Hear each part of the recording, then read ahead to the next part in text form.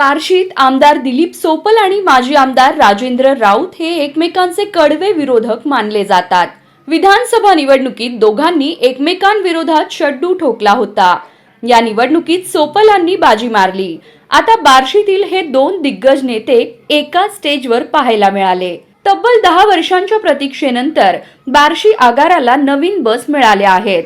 Leyland कंपनीच्या BS6 मानांकनाच्या 10 नवीन राज्य परिवहन महामंडळाच्या बस आता प्रवाशांच्या सेवेत दाखल झाल्या आहेत।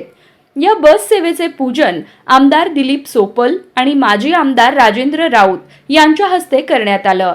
या नव्या बसमध्ये आमदार सोपल आणि माजी आमदार राऊत यांनी प्रवास करत अनुभव घेतला।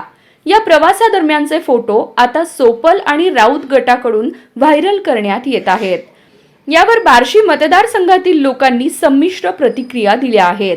यात तालुक्याच्या विकासासाठी दोन्ही नेत्यांनी वेळप्रसंगी एक व्हावं असं मत अनेकांनी व्यक्त केलंय। दरम्यान नव्या 10 बस आल्यामुळे बार्शी आगाराचा वाहतुकीवरील ताण कमी होणार आहे। या बस लांब पल्ला आणि मध्यम पल्ल्याच्या प्रवासासाठी तसेच सोलापूर मार्गावर धावणार आहेत। त्यामुळे प्रवाशांना अधिक सोयी सुविधा मिळणार असून प्रवास अधिक सुखकर होणार आहे।